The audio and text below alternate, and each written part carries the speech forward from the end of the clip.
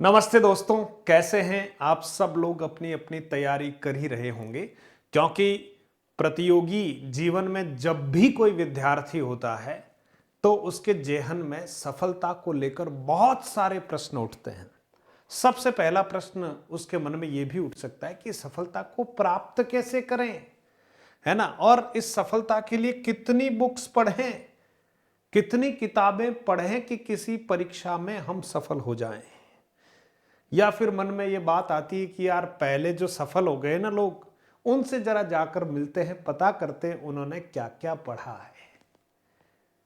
सही कह रहा हूं ना मैं भी दोस्तों? आप भी प्रतियोगी है ना, तो मैं सही कह रहा हूं? मेरी बात से सहमत हैं आप लोग? कितनी पुस्तकें पढ़े, बहुत सारी किताबें इकट्ठी कर ली साहब। किसी ने कहा कि ये ले आइए, ये जोरदार पुस्तक है। किसी दूसरे ने कहा नहीं नहीं, वो पुस्तक भी बहुत जबरदस्त है, उसको भी ले आइए। किसी तीसरे ने किसी और पुस्तक के लिए कहा, और हम 1 2 3 4 5 6 7 8 10 अलग अलग पुस्तकें लाकर घर पर ले आए साहब, क्योंकि हमें ये लगा कि इस पुस्तक के लाने से मैं सफल हो जाऊंगा, उस पुस्तक के लाने से मैं सफल हो जाऊंगा। अब घर पर साहब एक ही कंटेंट की 10 पुस्तकें हैं और उन 10 पुस्तकों को हम पढ़ नहीं पाते हैं, तो क्या हम सफल हो जाएंगे?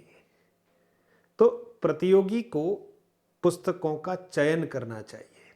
मैं भी मेरे जीवन में प्रतियोगी रहा हूं और अभी भी, क्योंकि जीवन में हमेशा किसी न किसी प्रकार की प्रतियोगिता तो लगी ही रहती है। आप जॉब में आएंगे तब भी प्रतियोगिता आपका पीछा नहीं छोड़ेगी। अच्छा काम करने की भी एक प्रतियोगिता होती है। डे टू डे लाइफ में जब हम कोई काम करते हैं तो प्रतियोगिता ही होती है रोजाना। घर में भी आप देखेंगे कि प्रतियोगिता चलती रहती है।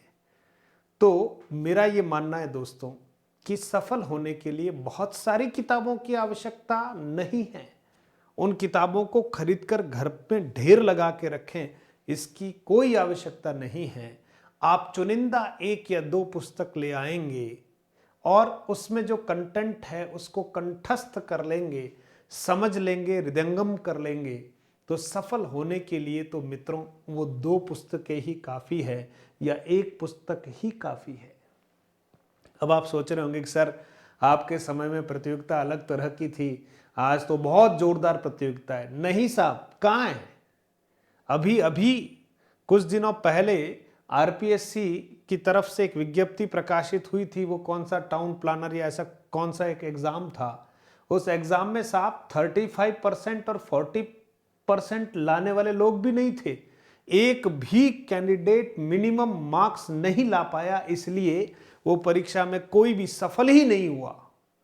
और कंप्यूटर अनुदेशक सहित ऐसी कई सारी भर्ती परीक्षाएं मित्रों, जिसमें वांछित संख्या में जितने पद विज्ञापित किए थे उतनी संख्या में लोग सफल हुए ही नहीं।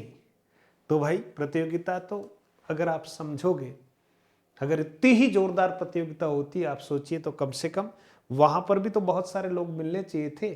तो जैसे ही 35% और 45% मिनिमम क्राइटेरिया रखा, उसमें भी बहुत सारे लोग धराशायी हो गए। तो फिर बहुत सारी किताबें पढ़ना आवश्यक नहीं है मित्रों। अच्छी और सच्ची एक किताब भी सफल होने के लिए जो है पर्याप्त है। दूसरा, जब हम पढ़ें तो कोशिश करें जो पुस्तक आप पढ़ रहे हैं उसको अंडरलाइन करें, और साथ ही साथ अगर आप अपने शब्दों में संक्षिप्त नोट्स बनाएं तो बहुत अच्छा रहेगा। हमने तो जो जीवन में किया है मित्रों, हमारे पास किताबें बहुत नहीं थी, लेकिन जो भी किताब थी पक्का उसके पीछे हम पड़ गए, उसको लिख भी डाला, इंपॉर्टेंट चीज़ें रट भी डाली, याद भी कर डाली, और एक किताब से हमने हमारा काम कर लिया। इसलिए यानी एक किताब का मतलब किसी एक विषय वस्तु को लेकर एक किताब बहुत है, बस एक अच्छी किताब हमें मिल जाए, उसको पक्का करो। उसमें जो कंटेंट है उसको बहुत अच्छे से पढ़ो और वो आपको कंठस्थ हो जाए या याद हो जाए या वो पूरा अच्छे से आपको समझ में आ जाए और परीक्षा में आप उसको बहुत अच्छे से प्रेजेंट कर पाओ। तो सही बात तो यही है दोस्तों कि एक अच्छी पुस्तक आपको सफलता दिला जाएगी, बशर्ते आप उसको बहुत अच्छे से पढ़ते हैं और उसका स्वाध्याय करते हैं, उसको लर्न करते हैं, उसको याद करते हैं। ऐसा नहीं हो एक जयपुर से मंगाई, एक दिल्ली से मंगाई, एक जोधपुर से, एक उदयपुर से, और किसी ने कहा कि नहीं साहब एक आप गंगानगर से और मंगा लो, गंगानगर से, और सब घर पर लाकर धरी की धरी रह गई। हम तो इसको थोड़ा पढ़े, फिर उसको थोड़ा पढ़े, उसको थोड़ा पढ़े, उसको थोड़ा पढ़े, और पता चला सबको थोड़ा थोड़ा ही पढ़े तो ढाक के 3 पात तो रिजल्ट हमारे सामने आया। बात समझ गए होंगे। ये एक छोटी सी बात इसलिए सभी प्रतियोगी के लिए बहुत आवश्यक है। कम पुस्तकें पढ़ो, लेकिन उनको पूरा शिद्दत से पढ़ो, सफल हो जाओगे। ठीक है दोस्तों, बात ठीक लगी हो तो अन्य मित्रों तक जरूर पहुंचाएं और आप स्वयं भी इसका अनुसरण करें, क्योंकि मैं वही बात करता हूं जिसको मैंने अनुभूत किया है। कहीं सुनी बातों पर कम भरोसा करता हूं, खुद प्रैक्टिकली की हुई बातों को मैं आप तक पहुंचाने का प्रयास कर रहा हूं। और किसी अगले वीडियो में सफल कैसे होंगे इसके बारे में भी हम और चर्चा करेंगे और किसी टेक्निक पर बात करेंगे। धन्यवाद।